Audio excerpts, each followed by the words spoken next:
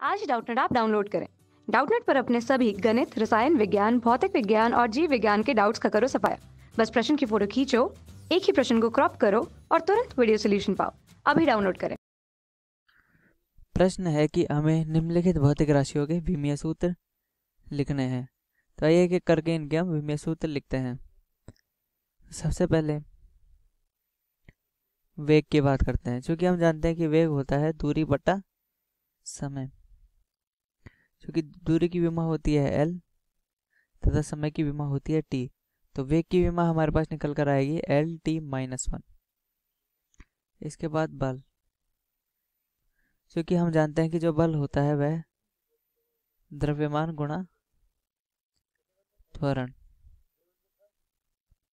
और द्रव्यमान गुणा वेग बटा समय। चूंकि जो त्वरण है वह वेग में परिवर्तन की दर होती है, जिसको हम वेग बटा समय लिखते हैं। और चूंकि वेग की हम विमा निकाल चुके हैं, तो द्रव्यमान की m, वेग की Lt-1 तथा समय की t। तो यह निकल कर आ रही है हमारे पास m1 L1 T-2। अगला है संवेग। क्योंकि संवेग होगा द्रव्यमान गुणा वेग, यह संवेग का सूत्र होता है। तो द्रव्यमान का m तथा वेग का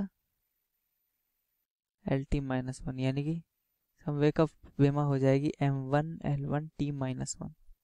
इसके बाद ऊर्जा। क्योंकि जो ऊर्जा होती है वह ऊर्जा की विमा कार्य की विमा के बराबर होती है, और जो कि होता है बल गुणा बल की दिशा में विस्थापन। तो बल की जो विमा होगी वो हम निकाल चुके हैं m1 L1 T-2 तथा विमा की दिशा L। तो इसकी दिशा m1 विमा L1 N2 T-2 हो रही है। और पृष्ठ तनाव।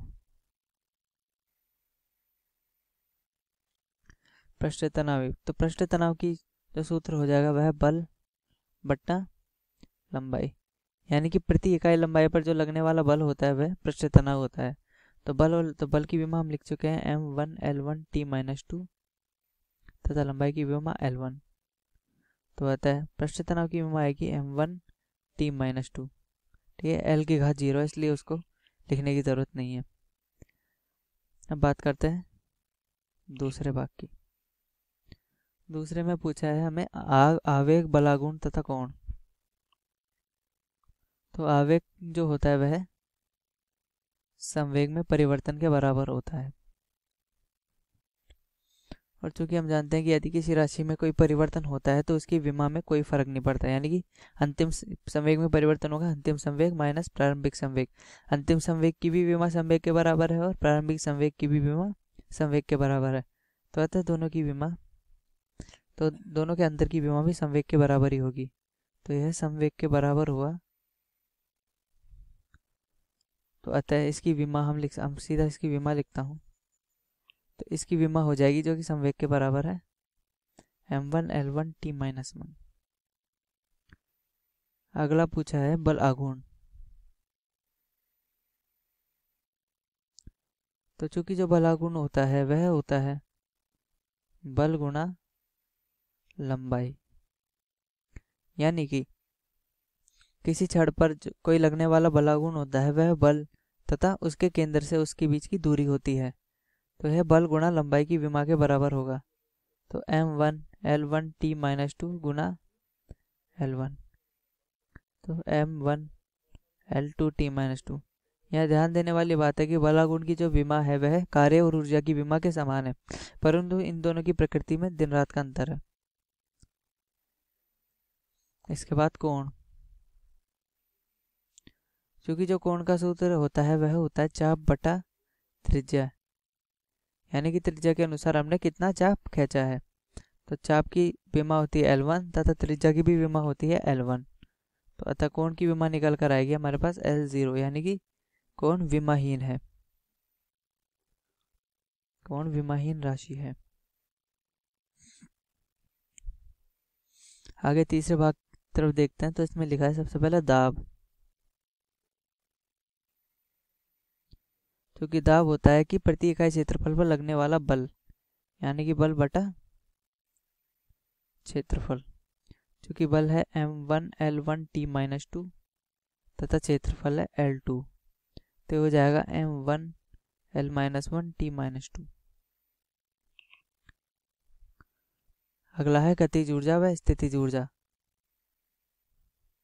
तो जो गतिज ऊर्जा है तथा स्थितिज ऊर्जा, इन दोनों की प्रकृति ऊर्जा के बराबर ही है, क्योंकि ये दोनों भी ऊर्जाएं हैं। तो इन दोनों की विमाएं ऊर्जा के बराबर ही होगी, और जो ऊर्जा की विमाएं है वह कार्य के बराबर होगी, जो कि हम निकाल चुके हैं, m1 L2 T-2। तथा एक और तरीके से गतिज ऊर्जा की विमा निकाली जा सकती है। इसका एक सूत्र भी होता है, वह होता है हाफ mv²। यदि हाफ mv² से हम देखें तो m की विमा गुणा v² की विमा, मैं लिख देता हूँ कि हाफ mv², तो m होता है m1 v² L2 T-2, जो कि हमारे पास इसके बराबर है ही है। तथा स्थितिज ऊर्जा mgh के बराबर भी लिखते हैं, यहाँ पे g त्वरण है, तो m1 L1 T-1 तथा h T-2, क्योंकि यह त्वरण है तो L1, तो इस प्रकार ये हो जाएगी m1 L2 T-2। तो हम यहाँ से देख रहे हैं कि ऊर्जा जो है बराबर आ रही है। इसके अलावा गतिज ऊर्जा स्थितिज ऊर्जा के बाद विकृति। तो चूंकि विकृति होता है लंबाई, क्षेत्रफल बटा आयतन में परिवर्तन, यानी कि या तो लंबाई में परिवर्तन या क्षेत्रफल में परिवर्तन या फिर आयतन में परिवर्तन, बटा लंबाई में परिवर्तन के संगत लंबाई, क्षेत्रफल बटा आयतन। मतलब या तो यह होगा लंबाई में परिवर्तन बटा लंबाई, या क्षेत्रफल में परिवर्तन बटा क्षेत्रफल, तथा आयतन में परिवर्तन बटा आयतन। तो हम लिख सकते हैं L1 बटा L, या L2 बटा L2, या L3 बटा L3, जो कि बनेगा L0, यानी कि यह विमाहीन राशि है। अगला है आवृत्ति। तो चूंकि आवृत्ति होता है 1 बटा आवर्तकाल, इसका यह सूत्र है। आवर्तकाल का होता है T, तो आवृत्ति का हो जाएगा T-1। अब चलते हैं चौथे भाग की ओर, कार्य, त्वरण तथा गुरुत्वाकर्षण नियतांक। चौथे में पूछा कार्य, जिसकी विमा हम पहले ही निकाल चुके हैं, जो कि बल गुणा विस्थापन के बराबर था, m1 L2 T-2। कार्य के बाद त्वरण, क्योंकि त्वरण की विमा भी हम पहले निकाल चुके हैं, जो कि वेग बटा समय के बराबर है, L1 T-2।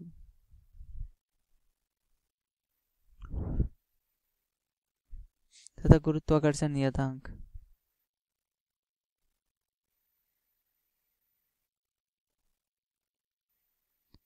जी, इसका मान होता है 6.67 गुणा 10⁻⁻11 न्यूटन प्रति metre square, newton metre square प्रति किलोग्राम स्क्वायर। तो यहाँ से हम इसकी विमा निकालते हैं m1 L1 T-2 गुणा L2 बटा m-2।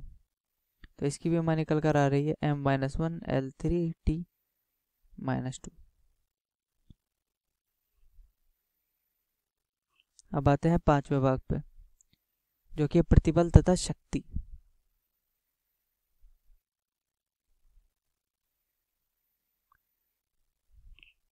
क्योंकि प्रतिबल का जो सूत्र होगा वह होगा बल बटा क्षेत्रफल। इसका सूत्र दाब के बराबर होता है। हम 11वीं कक्षा के एनसीईआरटी के अंदर अगर 9वां पाठ देखेंगे, जो कि होता है ठोसों के यांत्रिक गुण, उसके अंदर हमें प्रतिबल का यह सूत्र देखने को मिलता है। तो इसका होता है m1 L1 T-2 तथा L2। तो इसकी विमा हो जाएगी m1 L-1 T-2। प्रतिबल के बाद शक्ति, क्योंकि शक्ति होती है कार्य बटा समय, यानी कि प्रति इकाई समय पर कितना कार्य किया गया। क्योंकि कार्य की हम निकाल चुके हैं m1 L2 T-2 तथा शक्ति की T, तो यह आ जाएगी m1 L2 T-3। इसके बाद हमें पूछा है जड़त्व आघूर्ण।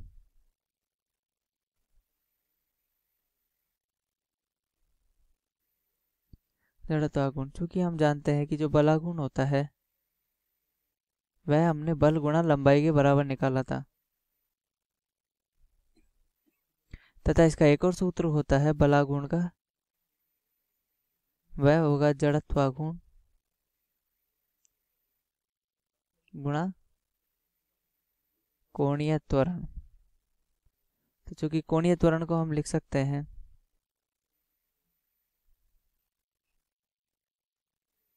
कोणीय वेग बटा समय, और कोणीय वेग को हम लिखते हैं कोणीय विस्थापन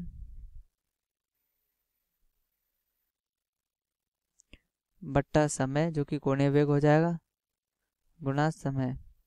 इनके मान भले ही अलग हो या भिन्न हो, परंतु इनकी विमा तो समान होगी ही होगी। तो अतः हम लिख सकते हैं कि बल गुणा लंबाई बराबर जड़त्वाघूर्ण गुणा कोणीय विस्थापन बटा समय गुणा समय। तो जो जड़त्वाघूर्ण की विमा है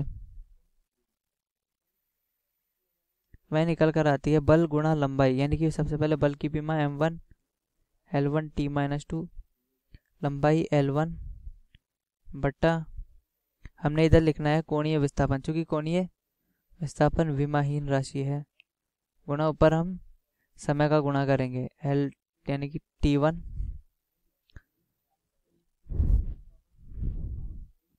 t1 तो अतः ये निकल कर आ रहा है m1 L2 t0। इस प्रकार हमने जड़त्वाघूर्ण की भी विमा निकाली, जो कि जड़त्वाघूर्ण के बारे में हमें सातवें चैप्टर में पढ़ने को मिलेगा, एनसीईआरटी के 11वें के 7वें चैप्टर में, जो कणों का निकाय वाला चैप्टर है। अगला है हमारे पास यंग प्रत्यास्थता गुणांक। चूंकि हम देख लेते हैं हमने सबसे पहले क्या क्या निकाल चुके हैं। हम ये निकाल चुके, ये निकाल चुके, ये निकाल चुके, ये निकाल चुके, ये निकाल चुके तथा ये निकाल चुके। अब निकालते हैं हम यंग प्रत्यास्थता गुणांक।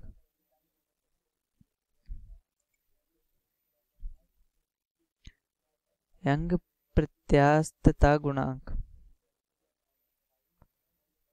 जो कि प्रतिबल बट्टा विकृति के बराबर होता है।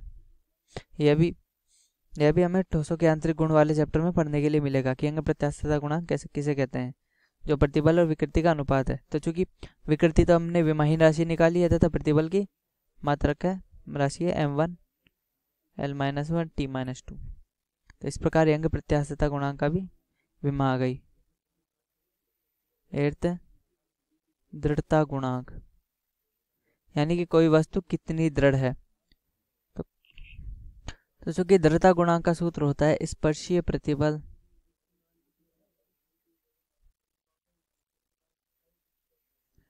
बटा अनुरूपण विकृति।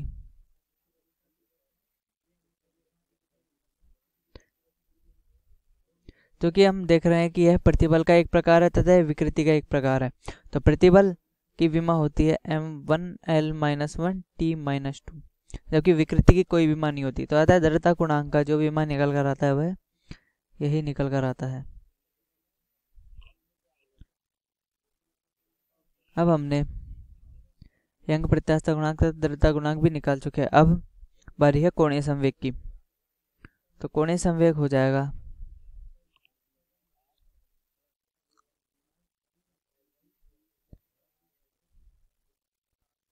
कोणीय संवेग बराबर जड़त्वाघूर्ण गुणा कोणीय वेग। क्योंकि जड़त्वाघूर्ण की विमा हम पहले ही निकाल चुके हैं, गुणा कोणीय वेग होगा कोणीय विस्थापन बट्टा समय। क्योंकि कोणीय विस्थापन की कोई विमा नहीं होती है, हम देख चुके हैं, और जड़त्वाघूर्ण की विमा हम निकाल चुके हैं m1 L2 t0, और कोणीय विस्थापन विमाहीन और समय की विमा t है। तो आता है m1 L2 t-1। यह कोणीय संवेग हो गया। तो अब हमने कोणीय संवेग की विमा भी निकाल ली है। अब बारी है हमारे पास वेग प्रवणता बल नियतांक।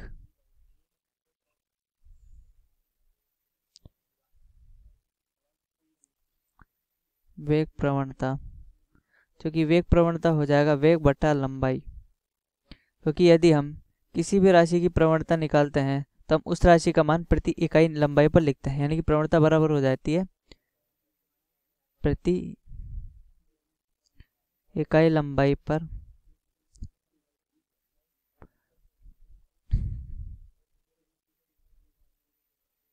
राशि का मान। यानी कि यदि यहाँ पर त्वरण प्रवणता होती तो हम इसको त्वरण बटा लंबाई लिखते, यदि बल प्रवणता होती तो हम बल बटा लंबाई लिखते।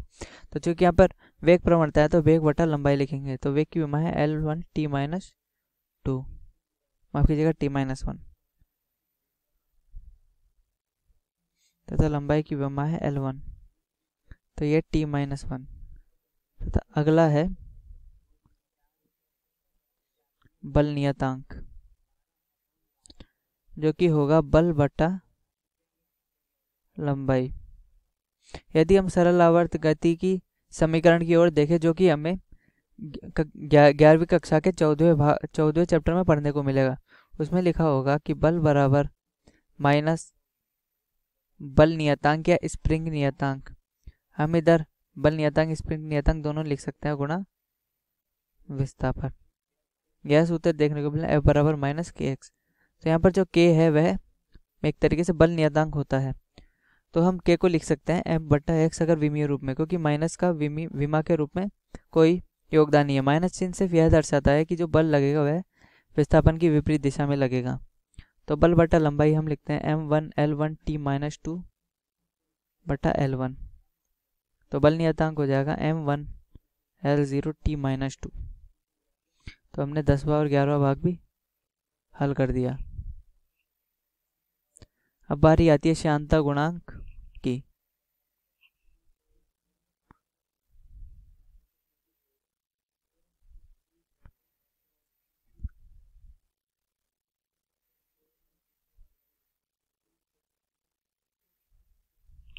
तो जो श्यानता गुणांक का सूत्र होता है वह है बल बटा क्षेत्रफल गुणा वेग प्रवणता। यह हम एनसीईआरटी के 11वीं कक्षा के 10वें चैप्टर में पढ़ते हैं। जो हमारे पास चैप्टर है तरल यांत्रिकी या फिर तरलों के यांत्रिक गुण, उस चैप्टर में इसका सूत्र लिखा हुआ है श्यानता गुणांक का। तो बल की विमा m1L1t-2, क्षेत्रफल की है L2 तथा वेग प्रवणता की हमने निकाली है अभी t-1। तो श्यानता गुणांक की जो विमा हमारे पास निकल कर आ रही है वह है m1L-1t-1। अब बारी आती है, तो श्यानता गुणांक भी हम निकाल चुके हैं। अब बारी आती है गुरुत्वीय विभव तथा गुरुत्वीय स्थितिज ऊर्जा की। तो सबसे पहले गुरुत्वीय विभव।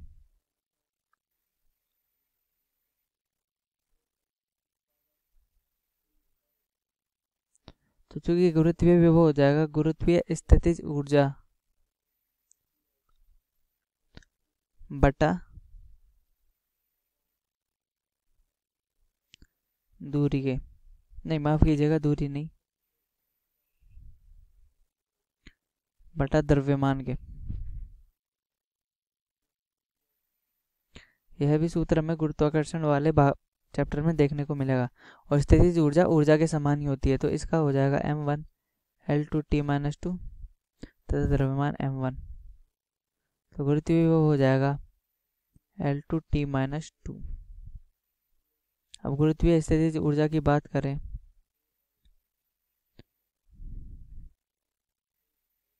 जो कि ऊर्जा के बराबर ही है m1L2t-2। अब हम निकालेंगे गुप्त ऊष्मा तथा विशिष्ट ऊष्मा। गुप्त ऊष्मा तथा विशिष्ट ऊष्मा।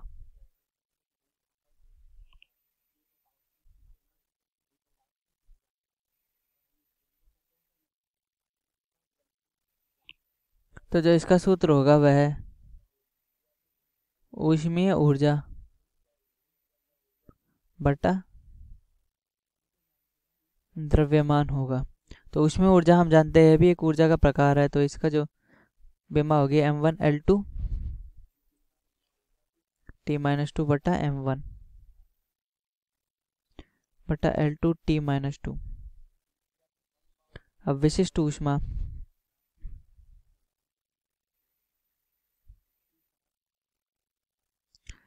जिसको विशिष्ट ऊष्मा धारिता भी हम लिख सकते हैं, और यह दोनों हमें एनसीईआरटी के वह चैप्टर में मिलेंगे जिसमें जो कि द्रव्य के तापीय गुण के बारे में बताते हैं, जिसमें ऊष्मा के बारे में वर्णन मिलता है, जिसको विशिष्ट ऊष्मा धारिता भी कहते हैं। और यह है ऊष्मीय ऊर्जा बटा द्रव्यमान गुणा तापमान। तो यानी कि m1l2 t-2 बटा m बटा k। तो यह निकल कर आ रहा है m0l2 t-2 k-1। यहाँ पे एक और विमा आ गई है जो कि हम k के रूप में लिखते हैं, और यह विमा हो जाएगी हमारे पास तापमान की विमा, क्योंकि तापमान भी एक मूल भौतिक राशि है। तो गुप्त ऊष्मा तथा विशिष्ट ऊष्मा। अब अगला है ऊष्मा चालकता गुणांक तथा बोल्ट्जमान नियतांक। तो ऊष्मा चालकता गुणांक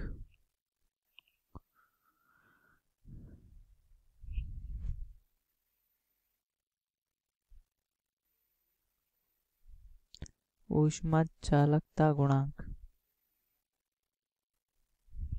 तो जो ऊष्मा चालकता गुणांक हम लिखेंगे वह होता है ऊष्मीय ऊर्जा गुणा मोटाई, माफ कीजिएगा लंबाई, यानी कि L लंबाई की ऊष्मीय ऊर्जा बटा क्षेत्रफल गुणा ताप गुणा समय। यह ऊष्मीय ऊर्जा लिखी जाती है। ऊष्मीय ऊर्जा ऊर्जा के बराबर होती है जो m1l2 t-2 गुणा लंबाई क्षेत्रफल तापमान समय। तो ऊष्मीय ऊर्जा यह लिखी जाएगी m1l t-3 k-1। तो ऊष्मा चालकता गुणांक का सूत्र आ गया। इसके बाद था हमारा बोल्ट्जमान नियतांक। यह निकलता है कुछ गैसों के लिए, क्योंकि हम जानते हैं कि गैसों की जो गतिज ऊर्जा है वह अलग प्रकार से लिखी जाती है तापमान के पदों में, जो कि लिखी जाएगी n kT। यहाँ पर n गैस की प्रकृति पर निर्भर करेगा। k इधर बोल्ट्जमान नियतांक है तथा T तापमान है। तो बोल्ट्जमान नियतांक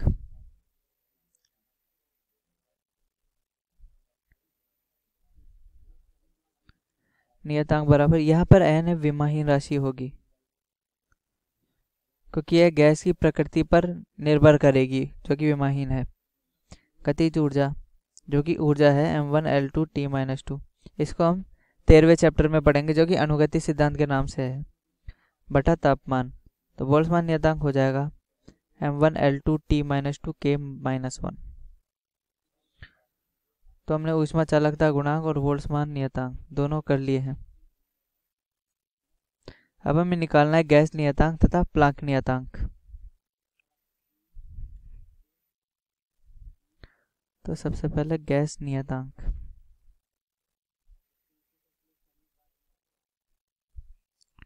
इसके लिए हम एक बार आदर्श गैस समीकरण देखते हैं जो कि हम 13वें चैप्टर में पढ़ेंगे। आदर्श गैस समीकरण जो कि होती है दाब गुणा आयतन बराबर मोलों की संख्या, यानी कि किसी गैस के लिए कि उसका दाब तथा उस गैस का द्वारा घेरा गया आयतन वह बराबर होता है उस गैस की मोलों की संख्या गुणा गैस नियतांक गुणा तापमान के, यानी कि उन गैसों का कितना तापमान है। तो यहाँ से हम गैस नियतांक आसानी से निकाल सकते हैं, जो कि होगा दाब गुणा आयतन बटा मोल गुणा तापमान। तो दाब का हमने निकाल चुके हैं m1l-1 t-2, आयतन के लिए l3। तथा मोल के लिए मोल तथा तापमान के लिए K, तथा ये आ जाएगा M1 L2 T-2 मोल -1 K-1। यह है गैस नियतांक।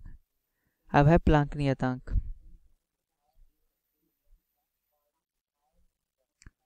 जो कि होगी ऊर्जा बटा आवृत्ति। इसको हम 12वीं कक्षा में पढ़ेंगे, 12th क्लास में, जब हमारे पास द्रव्य तरंगों के नाम से चैप्टर आएगा, उसके अंदर हम प्लांक नियतांक के बारे में पढ़ेंगे। पर अभी के लिए हम देखते हैं कि इसका जो सूत्र होता है सामान्य ऊर्जा बटा आवृत्ति, तथा यह एक नियतांक है। तो ऊर्जा है M1 L2 T-2 तथा आवृत्ति है T-1। तो यह बन गया M1 L2 T-1। इस प्रकार हमने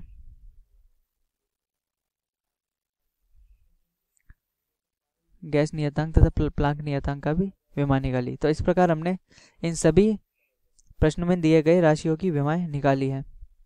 कक्षा 6वीं से 12वीं से लेकर नीट, IIT, JEE वो एडवांस के लेवल तक 1 करोड़ से ज्यादा छात्रों का भरोसा।